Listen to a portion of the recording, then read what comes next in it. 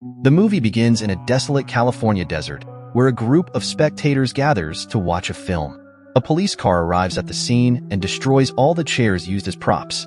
Sheriff Chad gets out of the car, takes a glass of water from his associate, and explains the idea of the film. He says that many moments in cinema happen without any reason. He gives examples of movies like Romeo and Juliet, The Pianist, and JFK to explain that all great films include an important element called a no reason, because life itself is filled with things that happen without any reason.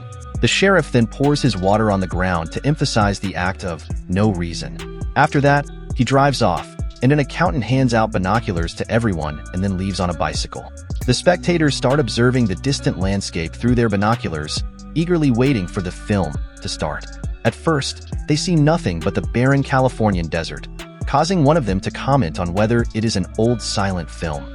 But suddenly, a woman spots a dump area and sees something moving. She eagerly suggests her friends look in that direction. The scene shifts to the garbage, where a car tire named Robert suddenly comes to life. At first, it learns to stand upright and then figures out how to roll. It encounters a plastic water bottle, hesitates for a while, and then rolls over it. Next, it sees a spider and casually crushes it to death. But when it comes across a glass beer bottle, it cannot crush it by rolling over it.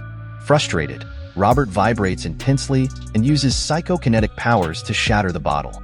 This excites the spectators, who are now fully invested in this film. In the following scene, Robert starts to tread down the desert and make its way to the town. On the way, it encounters a tin can and uses the same psychokinetic power to make it explode. Following this, it continues its journey and eventually rests under a tree as night falls. The audience also falls asleep in the open air as they anticipate another day of watching the tire perform magic tricks. The next morning, Robert wakes up and starts its day by drinking water from a nearby pond. Just as it finishes, it is startled to see a rabbit nearby. It then starts to vibrate violently and unleashes its psychokinetic powers. Robert looks at a rabbit. The rabbit explodes. This act of cruelty delights the tire as it cheerfully continues its journey through the desert. An accountant arrives at the scene to discover the audience napping in the dunes. Instead of waking them, he explores the area, even stealing money from two sleeping men. Once he awakens the crowd, he urges them to prepare for the film. Some audience members, having spent the night there, demand food. Ignoring their pleas, the accountant tells them to grab their binoculars as the film nears its climax. Robert rolls along the empty road until spotting a beautiful woman driving past. Attempting to use its powers, it only manages to stall her car. As the tire closes in, a passing truck crushes it, restoring power to the woman's vehicle. Furious, the tire explodes a nearby crow with its abilities and pursues the truck to a gas station. The driver uses a payphone, then resumes his journey until a mysterious, standing tire stops him. Robert violently shakes, focusing its energy on the man's head, causing it to explode. The audience relishes the gruesome spectacle, believing it to be staged. Having taken revenge, Robert finds the beautiful woman again in a nearby desert town. She parks her car by the roadside and checks into a nearby motel. Robert, peeking through an open door, watches as she showers before she finally locks the door. Meanwhile, the tire settles into the room next to hers, behaving almost human-like as it watches TV, flipping through channels using its powers before drifting off to sleep on the bed. The spectators continue to observe the bizarre events, convinced they're all part of the film.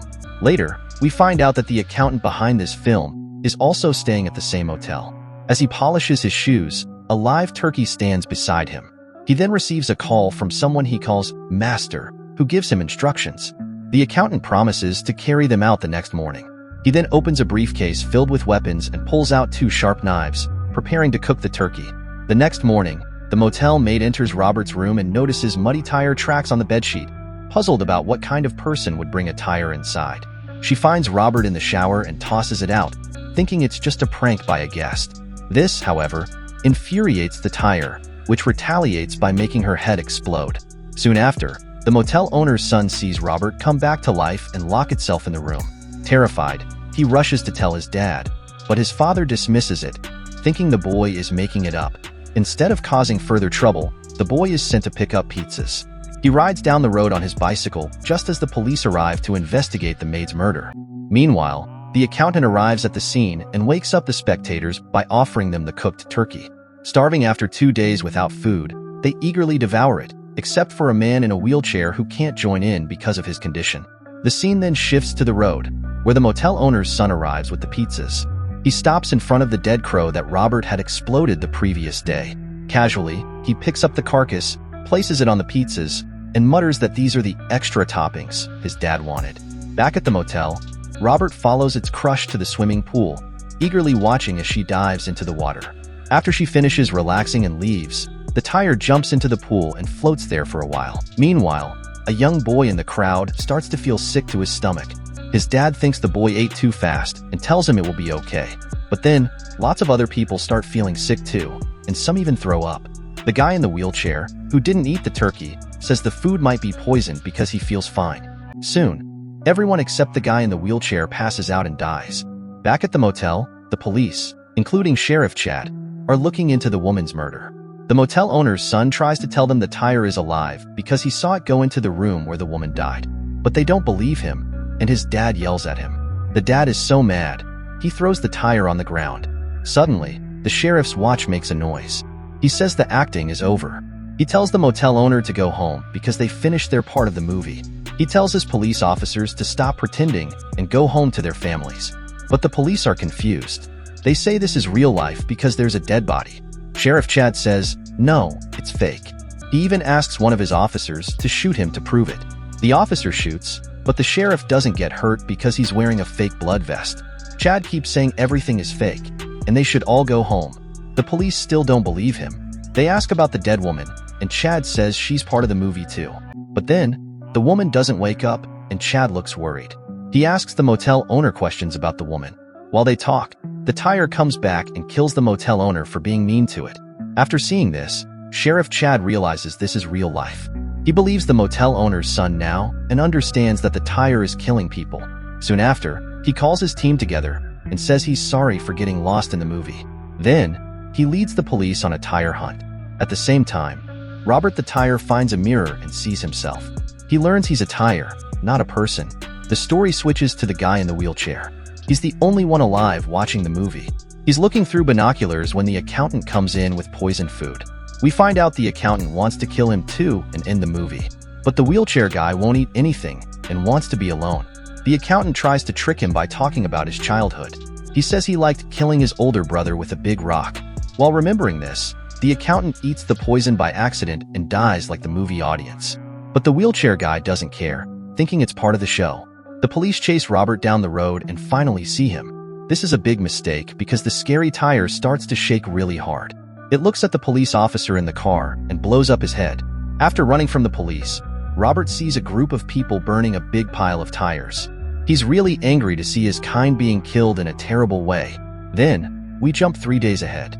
There are dead bodies without heads everywhere, in the streets and stores. The police continue their search for the murderous tire until they finally find it watching an auto racing program in a house, having killed the occupants. Sheriff Chad comes up with a plan to kill the tire for good. He brings a mannequin that resembles the beautiful woman from earlier and rigs it with dynamite.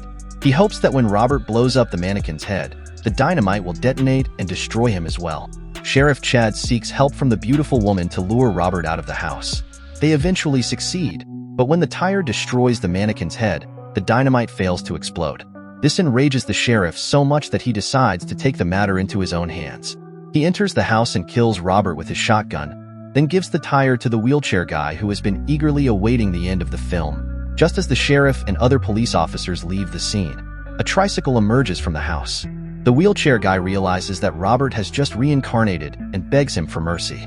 He assures the tricycle that he is just a spectator and not one of the characters in the film. However, the tricycle ignores his pleas and kills him anyway, blowing not only his head but his whole body into pieces. This signifies that Robert has become more powerful and fierce. The film ends as the tricycle rolls down the road and resurrects an army of tires on its way to Hollywood.